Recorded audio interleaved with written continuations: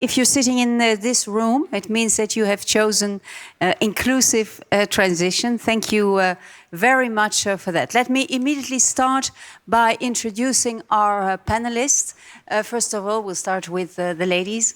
Pascale Tamignot, welcome. Thank you for being with us here today. Gunther Pauli on your right and Marc Petit on your left. Now, I will immediately tell a little bit more about you, but I would like you, of course, to add maybe in a one-liner, we live in an era of one-liners, what your aim is. You, I know, Mr. Pauli, you are a lot of things. You're an economist, you are an author. You wrote a book that you will tell us more about.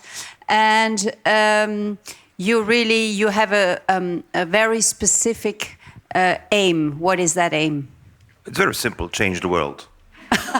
Oh, is that change the world, 3 words. Not even a one-liner. We don't need one-liners, 3 words, change the world. Yeah, but your aim is to actually build a business model. Change the business model. We need to change the business model. We are nuts. We are trying to compete in the world by being the cheapest. I mean, how can you ever do good in the world when your competitiveness depends on being cheap? I mean, that's where we're gone wrong. So a new business model. That's good. Well, we're happy to hear more about it. Pascale Tamignot, you work for the King Baudouin Foundation. Tell us a little bit more about what you do and what your goal is. I'm working at King Baudouin Foundation, where I manage projects related to social housing, affordable housing, energy poverty, and water poverty within our social justice and poverty program. So my aim is to contribute changing the world and society, but with a strong focus and emphasis on social justice, making sure everyone is included in those changes. Okay. Marc Petit, you are at the head of, I have to look, Telos Impact, head of venture philanthropy. I would need about an hour to explain what we do now. I'm just an advisor to philanthropists, or I started to be an advisor to philanthropists about a year ago. So I'm a newcomer in the philanthropy world, and I'm trying to change my world first, that's my aim, and secondly, to help the others indeed to engage on the same journey. Now, the world is complex today, a lot of challenges. We've heard it this morning, we know it. Complex problems require creative solutions. Now, inclusive transition, I just want to make absolutely sure that we're all talking about the same things and that we're all on the same wave. If I ask you, what is inclusive transition?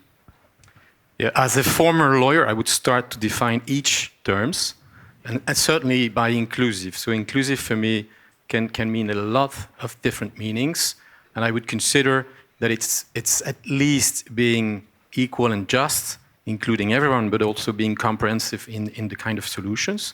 And in particular, when we are addressing climate changes issues. And then transition is not only a stance, it's also a state of mind. And so it's a dynamic state of mind. It's moving from one situation, which is quite well known, to another one, which is undefined, unknown, and which will definitely bring changes. So it means that it is definitely not, because lawyers usually define something by defining what it is not, and it is not doing the same thing with the same scheme and the same models in the future. Pascale, what would your definition be? Thank you. I'm not sure we will all agree on one single definition, but I'd like to build upon what Marc has just detailed on transition. For me, inclusive is the key word. And I'd like to briefly answer by quoting Clara. It's a person whom we've met from Italy, a vulnerable person, and she said, if only one is left behind in the energy transition process, there is no fairness. And Bruno from Belgium, who said, even people in disadvantaged European communities want to participate to the energy transition, but they say they can't because they are struggling financially. And for me, that's the question, that's the challenge of inclusive energy transition. Because for the transition to happen and to succeed, everyone needs to be on board. If only one is left behind, it will not work, because we will create polarization, different groups in society. Of course, there'll be winners and losers, but how to deal with that? And that's, to me, the challenge and the definition of inclusive transition. Thank you. Now, when I said to friends or people that I crossed, Mr. Pauli, I said, oh, today, very interesting job. I told about today, the Philanthropy Day, and I said, oh, I'm going to do this and that. And then there's a debate, a lot of debates, and I'm doing the one on inclusive transition. Now, some of them just said, oh, yeah, that's interesting. And others, they just stopped and raised their, and they said, well, what do you mean by inclusive transition? So it's like a very basic question, but I think to set the scene, it is an important one. What is inclusive transition? Inclusive transition means you put ethics at the core. Okay. Ethics. We've lost ethics. And so if you put ethics in the core, you can't leave anyone behind. Simple. And we've forgotten that the ethics is gone. And we are so happy with so little ethics that when we see a glimpse of ethics, we're already happy. Mm-hmm.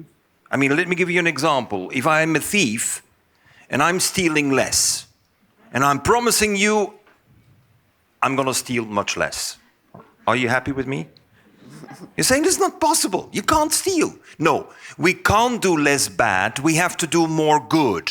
And the moment you switch the thinking and put ethics at the core, that's when no one will be left behind and it will be inclusive.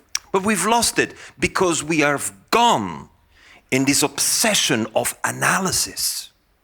We analyze everything with statistics and data. And what we're in need of is not analysis, because that leads to paralysis. We're in need of action on the ground now. Mm-hmm. And that is ethics. The question is, when you say we have lost it, the question is, and I'm not talking about the happy few, or because that's, we have to be inclusive, so everyone has to come on the boat. Does everyone still recognize ethics? You see, I teach a lot. 50% of my time I spend on teaching mainly children and elementary school teachers. That's my main job and my main passion. And if you talk ethics, you chase everyone out of the room. No one wants to hear it. So don't use the word. Just do it. And it's very important you have very concrete examples of what it means. Give us an example. Ethics. Well, ethics, for example, in education for me is that when you ask yourself, how can I do the energy transition? Because we need an energy transition. And you can look at all the technologies and you can look. And I'm going back and I'm saying, I will find my ethics in nature.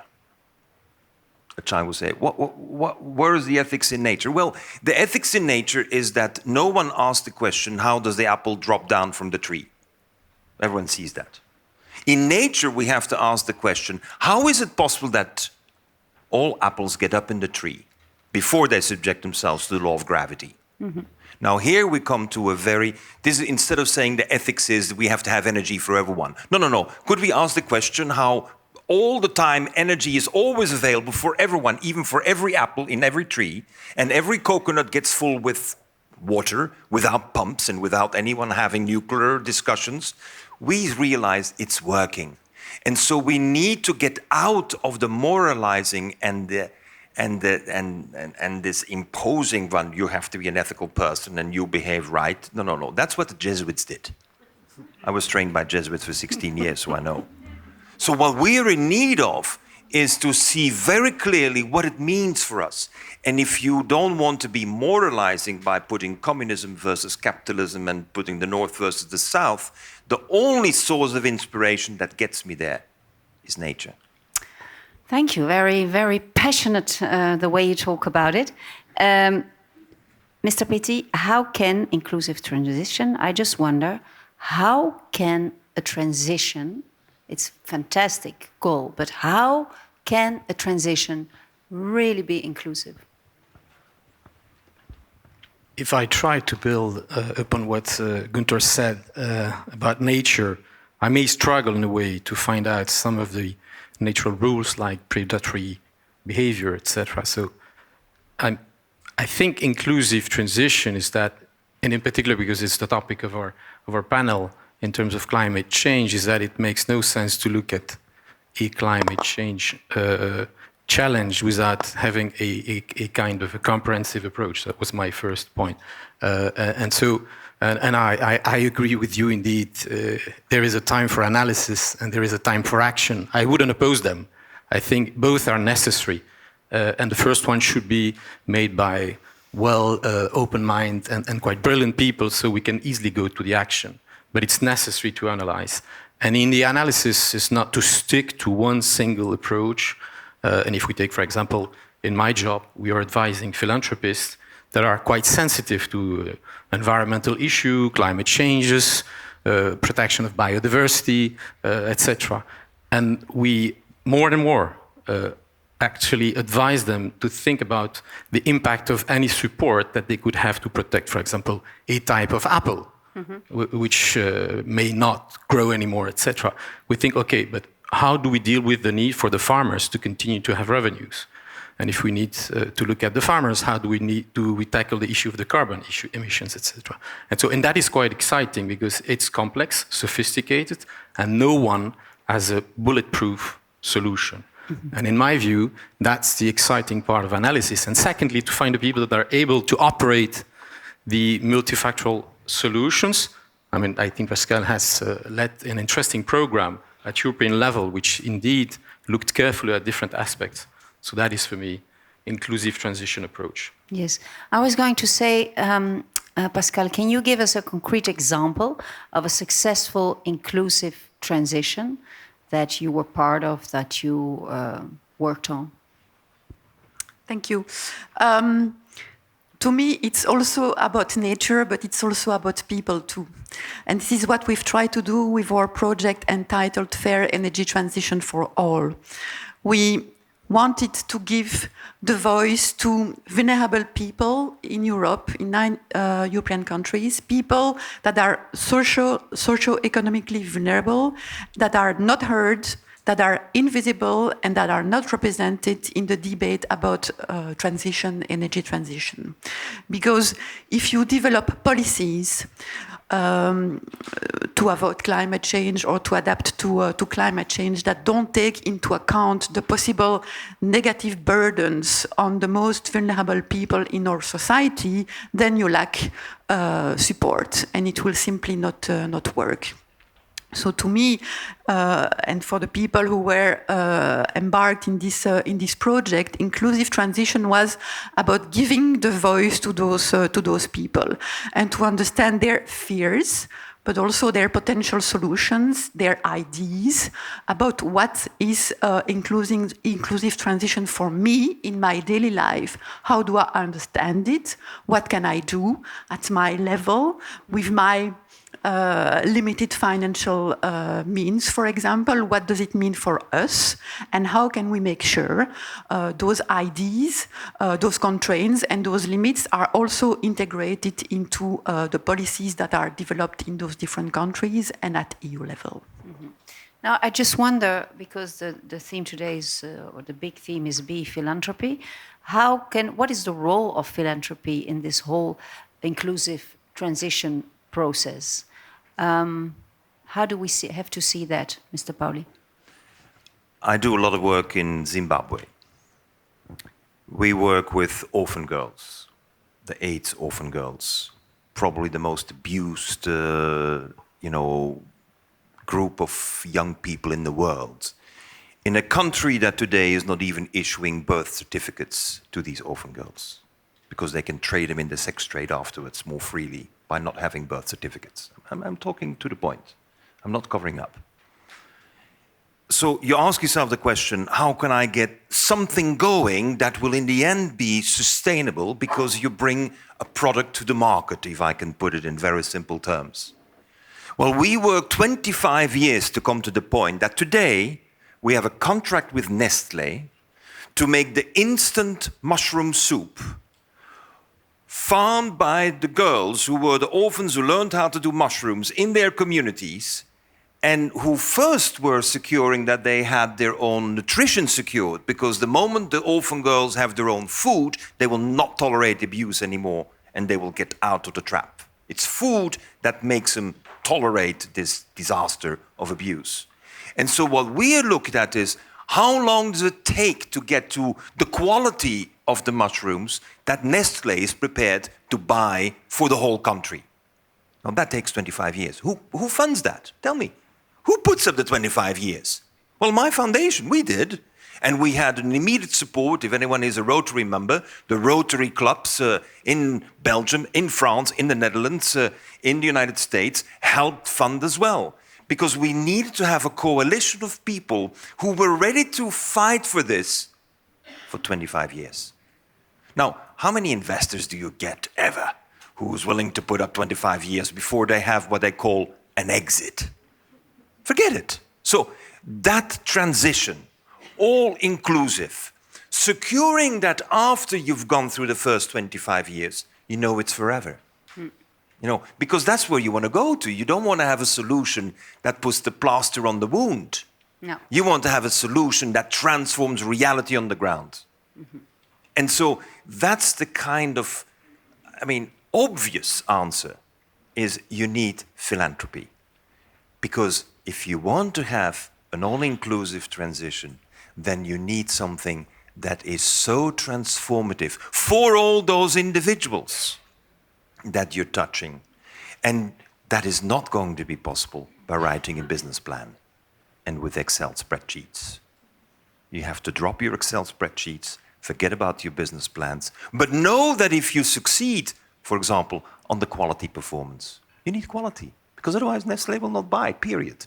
But when you succeed, you know that it's a key to a real transition that is all-inclusive. Talking about individuals, I said this morning, that we can all make an impact on our own level, with our own capacities, each and one of us. What do you answer to people who say, but me, I don't have much money, I don't have a status, I'm not in power, I don't have a title, nobody really hardly sees me. What do you say to those people that tell you that how can I really contribute? I'm this morning, I don't know if you were here, but I said, I love this quote of Rumi, the Persian poet, who said, we are not a drop in the ocean, we are the ocean in a drop. But what do you say to those people? What can they do? How can they contribute? So if I dare to say anything, because I'm trying always to remain quite humble with regard to that sort of question, I always say everyone can change something. A transition is a period of fantastic opportunities. Some people have the talent to see big and to start and endeavor and engage on a very big scale. Others can start from their own position.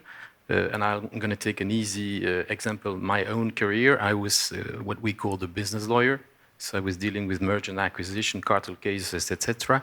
And I decided the world is apparently changing from many perspectives. My kids are growing, asking me, what do you do actually for the society?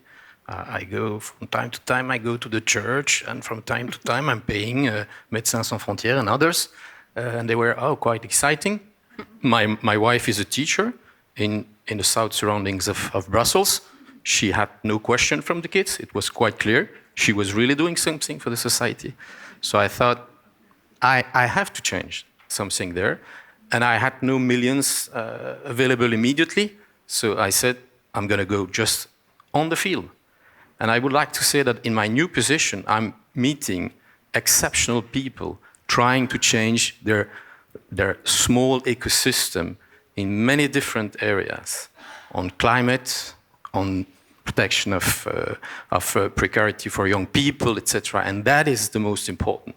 And then the ones that have received a little bit more, because they were so intelligent that they raised money easily, because they were the kids of someone very wealthy, these people are, in a way, bearing a liability towards the society. And a number of them are coming to us to say, we would like to do something. And our job is to make sure that these people consider that the giving act is a fantastic act and source of enthusiasm, of joy, etc.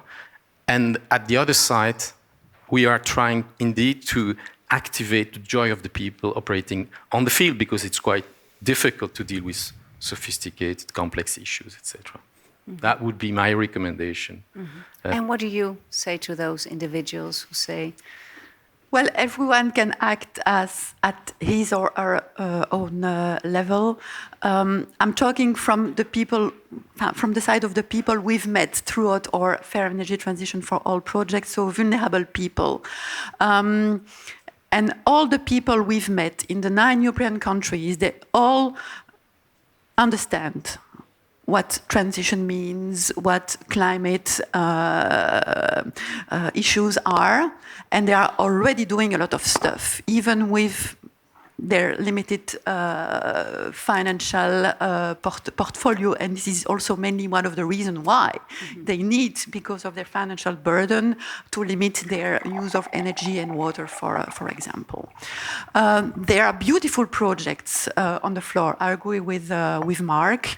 There are many brilliant ideas in the different countries, but I think a role for philanthropy there is, first of all, to listen to those people that are not seen, not heard, invisible, to make sure the cost and the benefits of the transition are shared fairly across different groups in society. This is one. But secondly, indeed, there are beautiful projects. I think the challenge there today is how to scale them up and make sure that more people can benefit from those projects, including people who are mostly left behind. So there definitely a role for philanthropists, venture philanthropists, to identify those projects, to make them visible and to scale them up, and then to share best practices. And I think a last level for action is what we've done with the FETA project. It's advocacy. It's really to influence policy development and policymakers and stakeholders to take all those aspects and complexity into account when developing policies that will affect everyone, including us. Mm-hmm. Mr. Pauli, to what extent do you still have the feeling that we work in silos? Governments definitely work in silos. Academia works in silos. And if you have an MBA, you have learned how to work in your business niche. And that means your absolute silo. So unfortunately, reality in society, especially where it matters most, there is no silo. I mean, those who have energy poverty, have food poverty, have malnutrition, have exclusion, etc. So you can't work in silos. So that's one of the reasons why, if I respond to the question, what do you tell to people what they can do? I don't expect a mercantilistic transaction of you can do this and you can do that. No. We have to discover what we have in us. And you discover what you have in you when you hear the stories. It's storytelling. It's the stories that will say, but wow, if that's possible in Zimbabwe, I can do it in Ghana. And you know, it's the real we too, not me too, we too. And we have the we too who are saying, well, if they can do farming the mushrooms and eradicate malnutrition and secure that the girls don't get abused, all of a sudden we have that yes. And now, I'm not saying, and that's what you can do, and that's what you can do, and that's what you can do, and here is the plan. No, you discover what is in you. And I feel we don't give ourselves enough time. Because I was going to say, to discover what's in you, that can take a lifetime for some people. And it keeps on taking a lifetime, because you will discover so many incredible things that is in you. And you will have to make choices. Choices in career, choices in projects you pursue in an organization, but you have to take the time to discover what's in you. And second, you need a mentor. You need mentors. I mean, we have lost the mentors. I mean, the people who take the time to just say, kick, why don't you go? Here is $500 and fly to Zimbabwe. Go there. Oh, but I'm not ready. Well, just go. We need the kick in the you-know-what. We need to have someone who pushes you. We need to have someone who tells you, I know you can do it. And if you discover who you are and what you have in you, then you need that mentor who guides you. And I've been very privileged to have mentors in my life who really not forced me because the energy was there, but go. Inspiration and mentors. Then people will engage. It's interesting what you're saying. I will tell you a little bit about myself. And I heard what you said about your wife being a teacher. So I've been doing this job for about 30 years. I am the lucky person who stands in front of audiences like you, who listen to me this morning and now. And then 2 or 3 months ago, I got this call from the school where my kids went to, Saint-Michel, Jesuit school. And they said, yeah, there's really a problem here because teachers, lack of teachers, and we need somebody to teach Dutch or mathematics. And I said, well, mathematics, no, that's not me. Yeah, Dutch, yeah, okay, in a French school. So I hesitated and I thought, I've never done that, really, teach 12, 13, 14 years old. So here I am until 2 months more, teaching first and second grade at school, the kids. I am so grateful to you that you actually listen to us. I'm so grateful to you. This is like an ego boost. Because here I am after 30 years in front of this class with these kids who look at me. I feel like I'm a police agent. The other teachers said in the first hour, please take that smile off your face. Because if you smile like that in front of the class, ils vont te manger cru. They will eat you raw. And I thought, nah, I'll give them energy and everything. Whew. This is a really easy job today compared to teaching those children. But I guess in that way, we can all maybe step out of what I thought my comfort zone, but teaching 12, 13, 14 years kids is not my comfort zone, to do something, to be inclusive, to help to go through this transition. So my next question was, I'm still about this, how do you motivate people? You say, okay, they have to find this thing in them to see what makes them move, how they can contribute. How can we build those bridges? How can we waken everyone up? It's a difficult question, I think. Pascal, you look at me like, yes, I'm oh my God. There are so many ideas flowing at the same time. I may repeat myself, but it's really to give them a voice and to listen to them, as you just explained. I think this is where it can make the difference. It's to bring all those people together, listen to them, and build on the interesting practices. Try to make something out of it. And if I may also share one personal story, because indeed it's about stories. It's about one of the policymakers we included in the exercise told us, I have discovered the power of the quotes and the stories, indeed, because again, it's about people, it's about the heart, it's about their voice.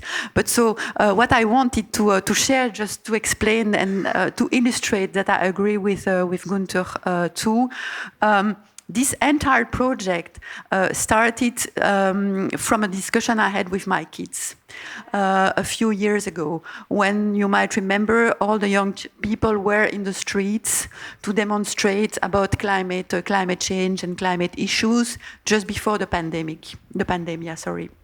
And they came back home and they said, we are not heard. It's not going to make the difference. We are abandoned. It's the end of the world. And in 20 years, we'll be all dead. I just couldn't understand this. I was so shocked that my own children were really believing that. I'm more optimistic than them. And then we had this huge discussion about, okay, but how could we change it? What if what if we could give the voice to the people like you that are not heard, not integrated into those key debates, because you will be impacted by the policies, by the projects, by all the potential solutions, and you have interesting ideas too. And this is how the project came up, and I had great mentors and people with me, and a great team to deal with complexity. I think this is also a role for potential foundations and philanthropies. You can't do this alone. I mean, dealing with complexity, it's huge. You can imagine we gave the voice to 1,000 people in 9 European countries. You can't just do it like that. It takes time, indeed, but it takes competencies, resources, financial resources, and human resources. And bringing all those competencies together at different level, at regional level, and at the central level, that's really where we could make the difference. Marc Pitti, I see you writing. Yeah, How can we I build need these bridges? I am getting older, so I need to take notes. No, I was thinking about what I heard this morning as well, is that I think we need to trust. I'm definitely, by nature, quite optimistic, but I think we need to trust the others. We need to trust and rely on the younger generations. We need to trust and rely on longer investment engagement on the long run.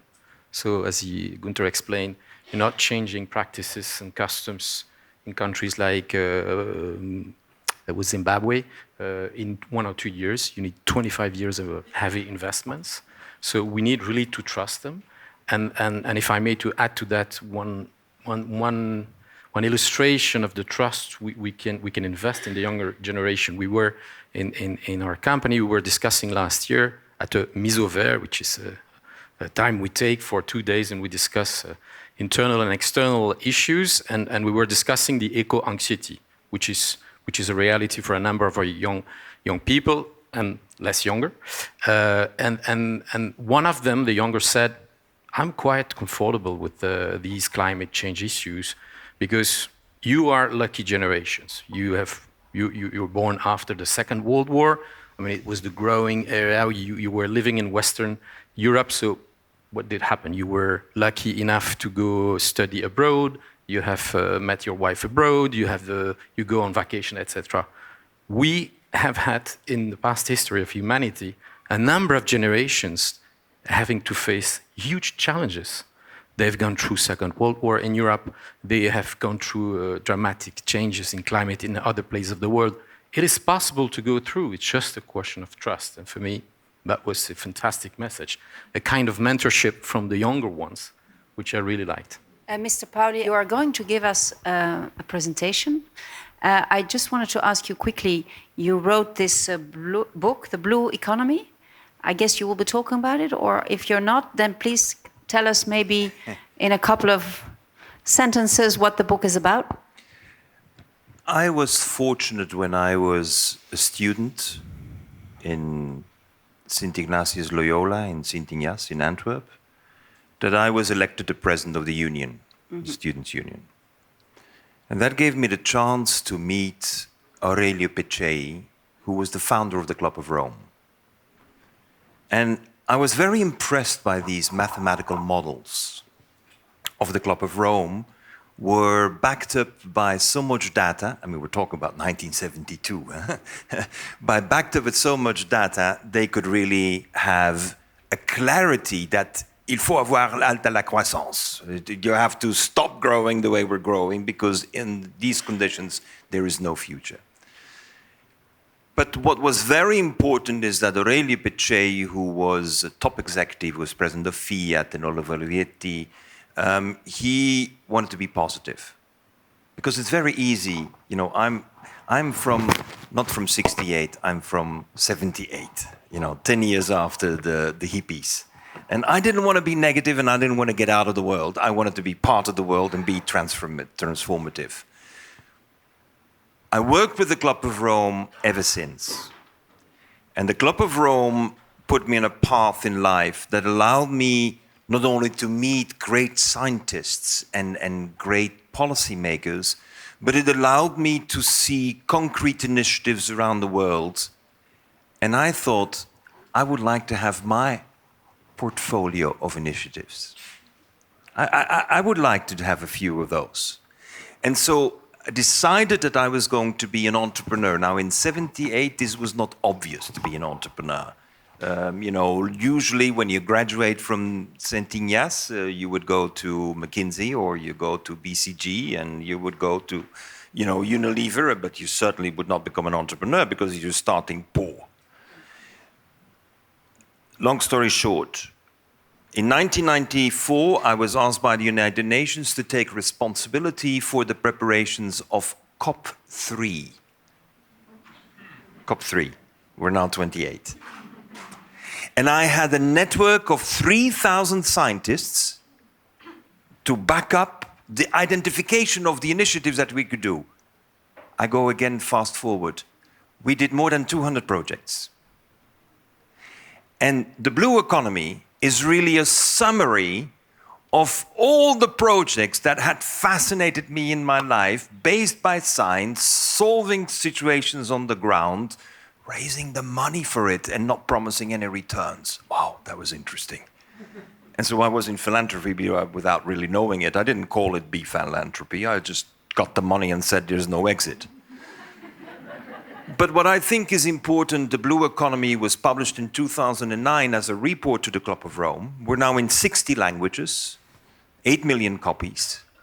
And it kind of has galvanized this opportunity to see so much that can be done that has not been done before. And to me, that is important for the next generations.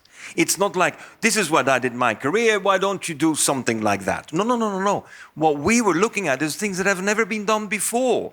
Like a lady came to see me and said, oh, my son read your book and he started in Anderlecht farming maggots on waste food. And now we have feed for the chickens with the maggots. And there was a new book, and my son is doing that. And then she knew about another one I had mentored and who's now doing, there's a large project in Argentina. And it's the result of a conference I gave many years ago in Ishek, where I challenged the students and said, if you want to do something serious and you want to be perhaps a farmer, then maybe you should farm maggots or flies instead of going for cows and pigs, as they do in West Vlaanderen. So the result is this kind of an engagement. And so the book brings those cases. Now we're in the 5th edition of the book, and I will perhaps talk about some projects in the book, not so much about the book. But the backbone of the book is that we changed the business model. Because some of you may know me as the one who built Ecover. Ecover, the little green factory in Malle. So I built that factory. I decided to do that in 1990. And I decided to really have a factory that had no waste and no emissions. And I was just sharing, I actually got a fine of, it's about 50,000 euro fine because I was paying my workers to ride a bicycle to the job. And that was an in natura betaling. So I was paying them without paying taxes, and they gave me a fine. But Belgium became, 1 year later, the first country in the world that had a tax deductible for coming to work on a bicycle. So if I didn't pay the fine for 50,000 and I hadn't gotten upset about it, the Belgium would not have changed the law. But I think this is very important. We need to look back and see what's the platform where so many initiatives can be taken. And there is an enormous platform for initiatives, which we've never thought of before. And that's the degree of freedom we have to give to the next generation. It's not to complain. Of course they can complain. We all complain.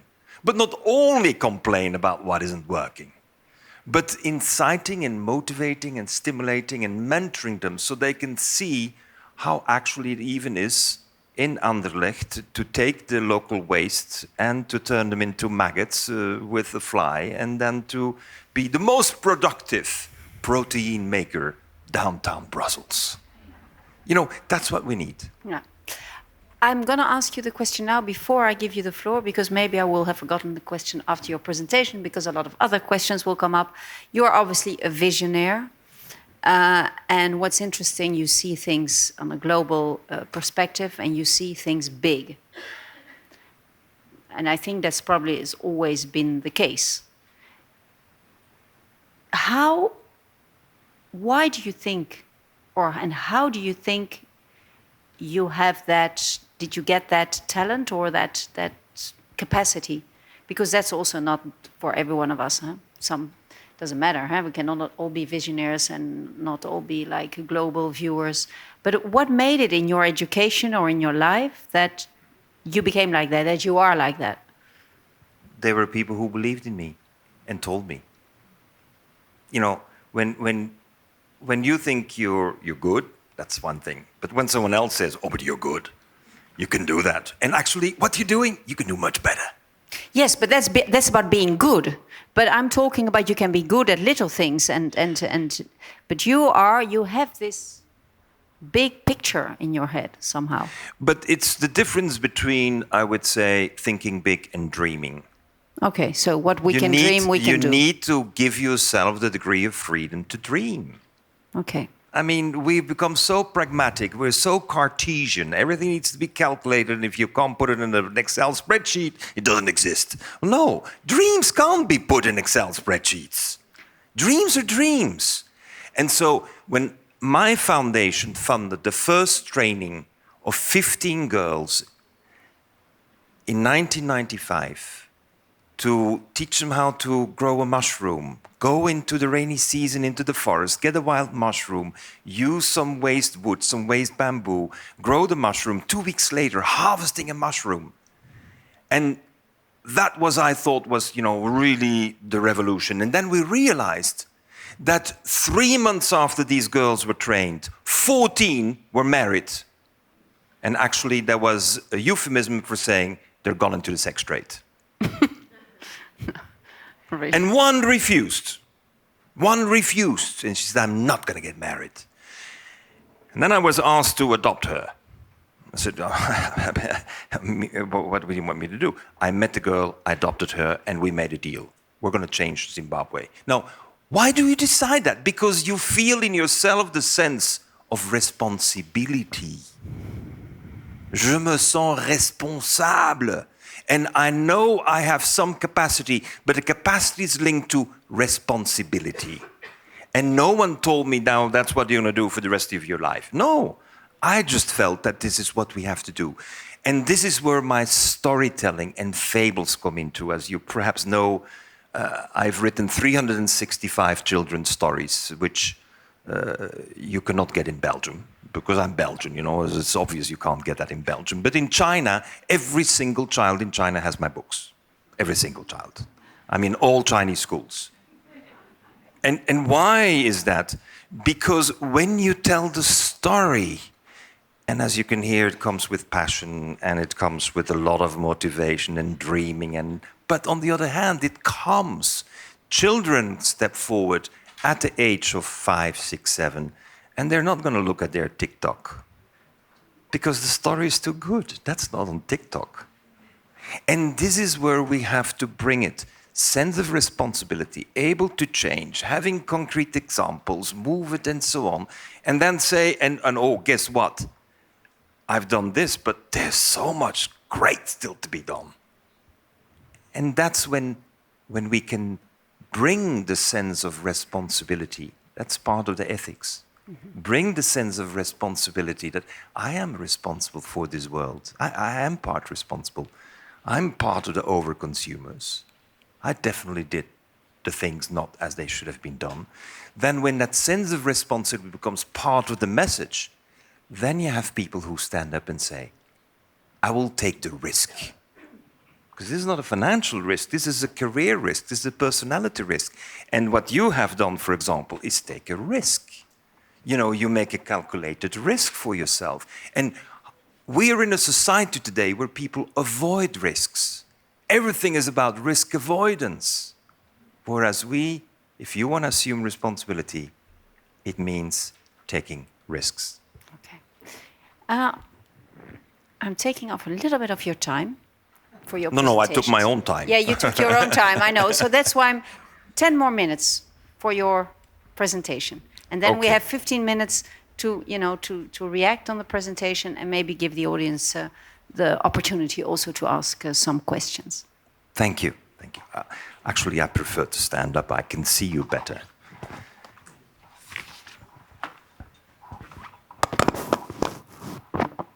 I'm not going to do a presentation. You've had too much Zoom conferences the last few years, so it's better just to hear the voice.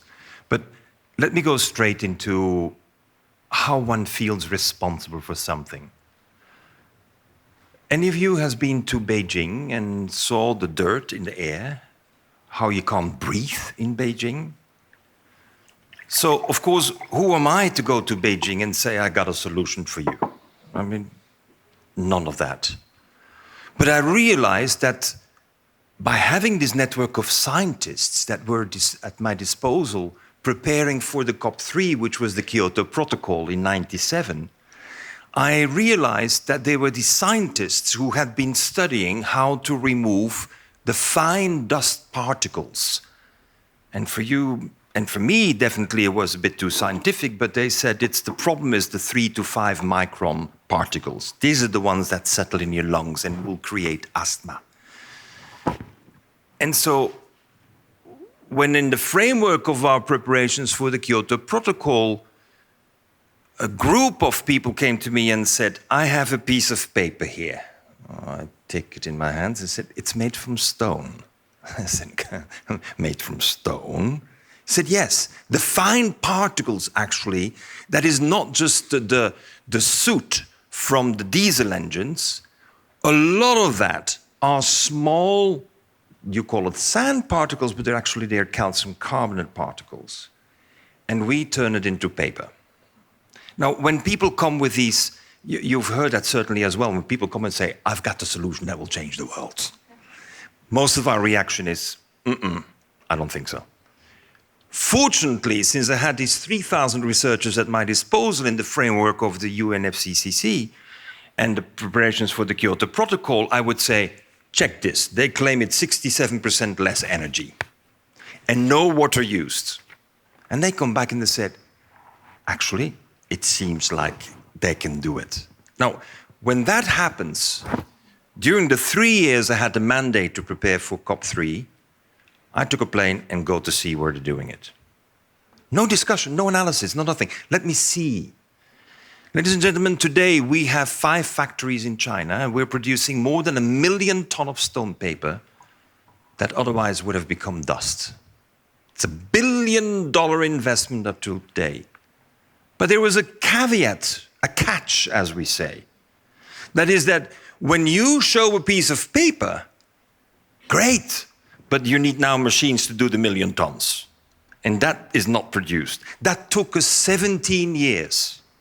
Ladies and gentlemen, this is philanthropy. For 17 years, we had to secure that the technology of paper making, which was a technology of flotation in water, could be transformed to a technology that is extrusion. And that took 17 years. Can you imagine a bank, going to a bank or going to an investor, even those who call themselves impact investors? And you tell them it's going to take, I don't know how long. But at the end of the road, we will have paper without water and we will cut 67%. And our main source is the waste of mines. They will say, not for us. Fortunately, in this case, and I want to give you 2 cases to compare. In this case, the Chinese government said, but we have a 5-year plan and we know we have to dramatically cut water consumption. Dramatically. We don't have the water that people need. Now, in comparison, the Chinese, they only take 1 shower a week. Can you imagine 1.3 billion people taking a shower every day? Like most of you do in this room? I mean, we've just finished the water reserves of China.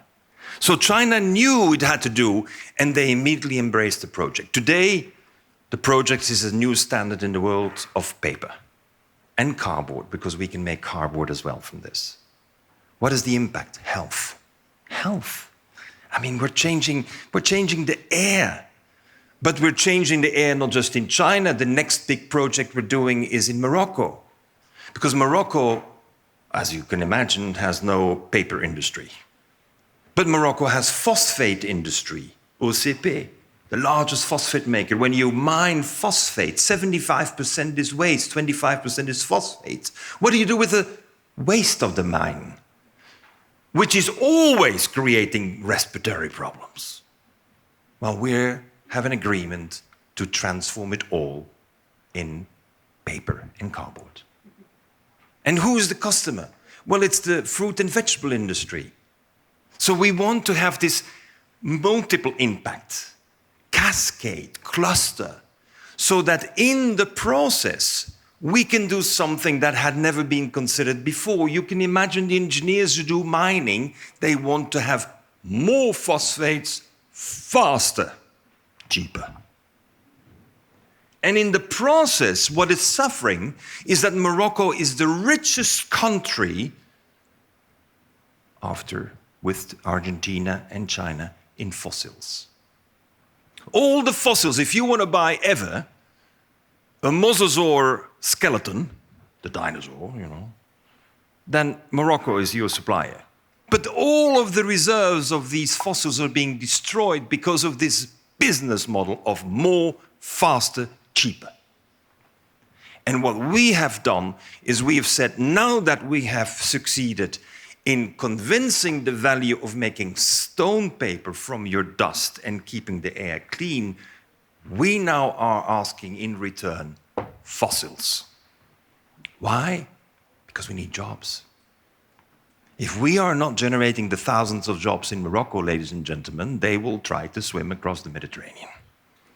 And if you don't have in your mind thousands of jobs, then you are not going to stem the swell of trying to get across. It's not going against them and block them with all the police forces that we're mobilizing. It is finding opportunities to create the thousands of jobs. So here you have one cluster, it's a chapter in my book, on stone paper. And I think what we have done is we've initiated a process where we have no idea where it will go, but it'll lead its own life from here on. And I'm happy about it. Switching to a second example. Les couches-culottes. Are we ready to talk about diapers? Pampers and windels and so verder? Are we ready to talk about it? Because it's the symbol of how disgusting we have organized our society. There's nothing more disgusting than this concept of modernity with something that collects the most natural product you have ever imagined of the greatest quality that a human being can make. Especially if the baby was fed with mother's milk. That should never go into 3 types of plastics blended with super-absorbent chemicals that are with synthetic odors and you name everything else. I wrote a book about it. I'm presenting the book on the 19th of May in Berlin, in German. Why? Because we've just finalized 10 years of work, of working with society. How can we get rid of this act of stupidity of the human being? Because it's an act of stupidity. The diaper is an act of stupidity. It's not convenience. It's a chapter in the book. We sell it as convenience and modernity. Bullshit. It's not true. It's marketing strategy to sell more. What do we do? And again, I'm very brief. I happen to be the chairman of the largest bioplastics company in Europe, called Novamont. We make bioplastics from chardon, thistles, distils, mevrouw en meneer. We don't need GMO plants for that. We are only using what nature is giving us in abundance. There's 20,000 hectares of thistles around the Mediterranean. And what do we do with it? We spray it with glyphosates. That's what we do. So we said, stop in Italy, give us the terrain, we harvested the thistles, we turn it into a bioplastic. I'm not going into the details. If you want to, you can ask me. We're making the bioplastics, we're making different bioplastics, so we have a diaper where the core is made from bioplastics. And the fluff, do you realize that 10% of the trees that are being cut today worldwide is for making fluff to put into a diaper? How much more crazy can we get? So what we do is we use bamboo, because the bamboo grows fast. And the bamboo is not at all competing for the same space. We can do 33 times more on the same acreage with bamboo than we can do with trees. And we actually use the bamboos first for making housing, sustainable social housing with bamboo, and the leftovers we turn into material for the diapers. That project took off. And in Kreuzberg, anyone here from Germany? Anyone knowing Berlin? Kreuzberg. If you want to go anywhere in Berlin, it's Kreuzberg. You know, that's where the hippies got going in the 60s. And so the grandchildren of the hippies are the ones who we did for 10 years the program. We delivered the diapers for free. For free. And on Saturday morning between 10 and 12, we received the soiled diapers. They're not dirty. They're soiled. The soiled diapers, we receive them back. And then we compost them for 1 year, and we turn them into terra preta, black earth. Because you have all the ingredients to make terra preta. It's all there. We turn it to black earth, and then we realized we need to earn some money as well. We realized that the city of Berlin is buying 2-year-old trees to put new trees on their avenues at 38 euro per tree. And every tree has 1 kilogram of terra preta, made from the pee and the poo of the babies of Berlin. You think there is a marketing argument here? So the result is that it took us years to get the permit to actually transport human waste, because it was prohibited to be transported. So we needed to have a new regulation in the Senate, approved by the Senate of Berlin, and we had the Botanical Garden of Berlin approve the whole process. But the result is that we have now gone through 10 years of science, 10 years of designs, 10 years of social testing, that we're ready to launch diapers. Ladies and gentlemen, these are, I would like to share with you, these are transformative. These are inclusive. And you know what is nice? That in Kreuzberg they come back, because we give the diapers for free, and they say, you know, we can pay. You don't have to give it for free. No, but by giving it for free, you have immediately eliminated the greatest burden on being innovative on the market. That means the cost of what it is for people who all want to be participating. And it is the role and the responsibility of the MBAs of the future, the masters of the brilliant adaptations of nature. You were thinking of the other MBA, right? I talk about the masters who do brilliant adaptations of nature, so that we succeed in finding the cash flow to support this forever. We think that communities of 100 families is key to reconstruct family, community. I mean, not everyone is looking at their goddamn phone all the time.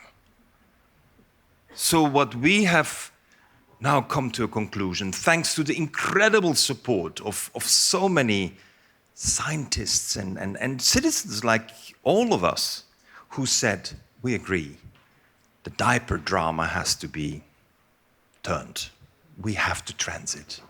And I think, to me, let me stop here.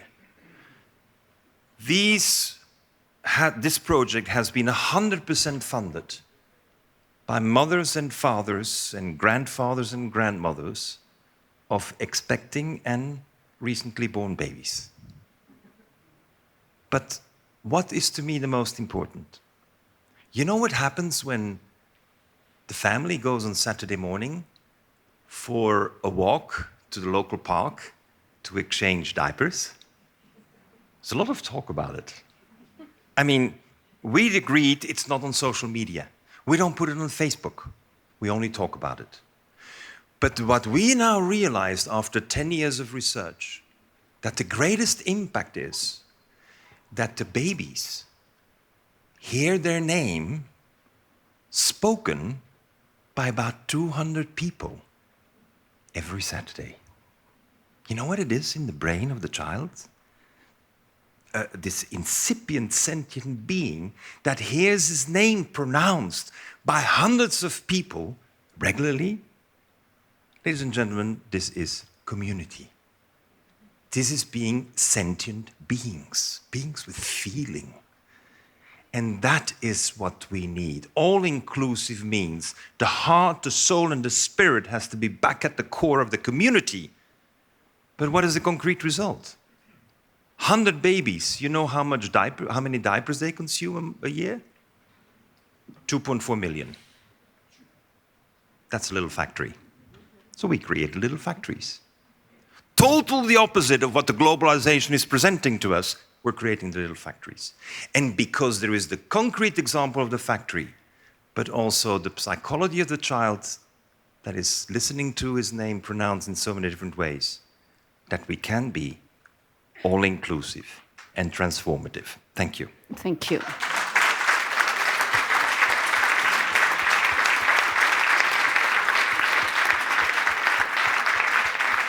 Thank you very much for this very inspiring and very concrete example. I would like you to reflect on that and to comment on what you hear and what it awakens in you.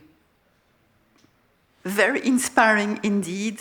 And as I said, there are amazing projects on the field. And it's key to be able to find them, to make them visible, to test, to dare, to be innovative, to trust, to try, to do some social engineering as well. But to me, and for the people we've met throughout our project, we also need to make sure that everyone could contribute and benefit from those amazing projects. The people we've met also through our project, they were also asking for more bottom-up approaches, because there are, amazing solutions existing as well. So bottom-up approach and social cohesion indeed is absolutely key. It's important to develop, solutions using the digital media and so on, but we need to make sure that it's not at the stake of social cohesion. That's absolutely key. So yes, indeed, promoting those projects, finding those projects, scaling those projects up, and making sure everyone can contribute and benefit from those interesting projects. Mm-hmm. Thank you. Mr. Pretty? Thank you. I think that the example that have been given by Günther can show how far we can go with philanthropy if we create these opportunities on the long run. Definitely, I know I'm repeating myself, but so it's extremely impressive, and maybe one day I will have to put one of your diaper, because it comes also at the end apparently, and not only at the beginning.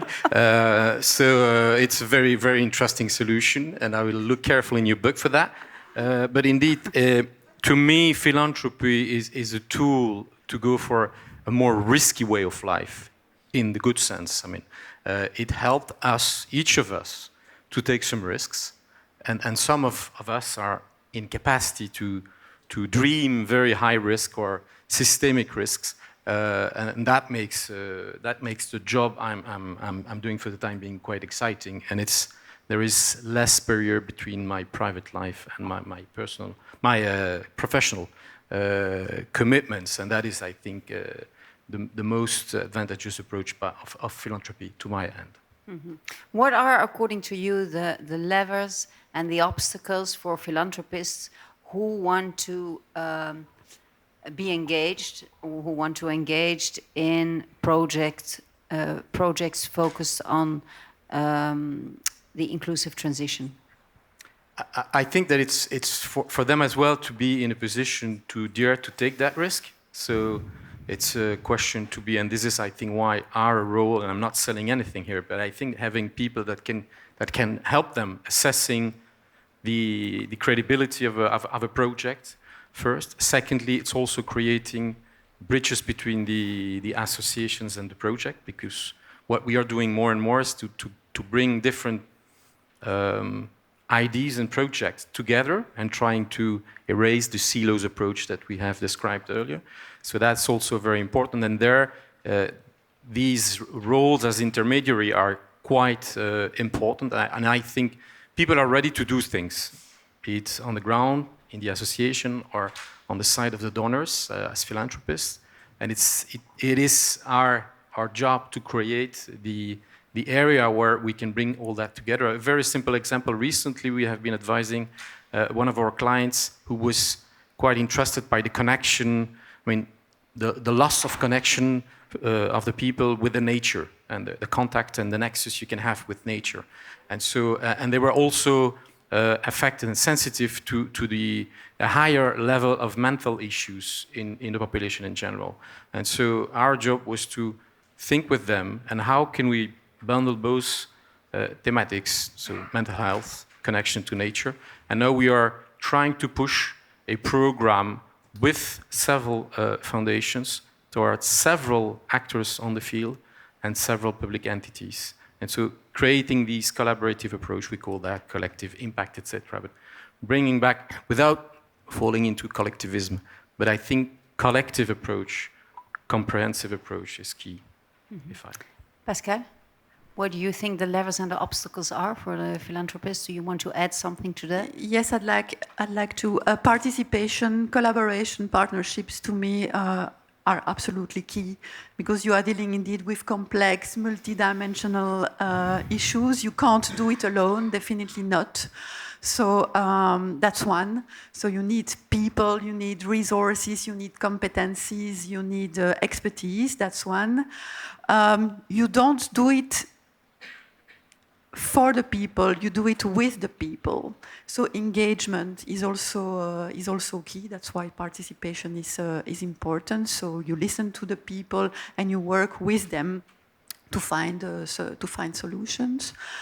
Another important aspect is about the methodologies, being innovative, taking the time to test and to try different things and to learn from your mistakes. I think that's also an important, I think on both sides, process. A lever, but also a barrier. And, sharing the experiences, sharing what you've learned and spread the word like we are doing today about what we've learned, that, what can inspire others. So that's communicate about it, being transparent about it, share it. Communicating, but also in a very inclusive way. Mm-hmm. Using words, media that, everyone can understand again, so that everyone can contribute and benefit from what we've learned. Okay, I just got a sign that we had 2 minutes, but that was already 30 seconds ago. So that means that you have 30 seconds, if I stop talking now, to give the audience a takeaway message. I will start with you, and I'll end with you. Yes.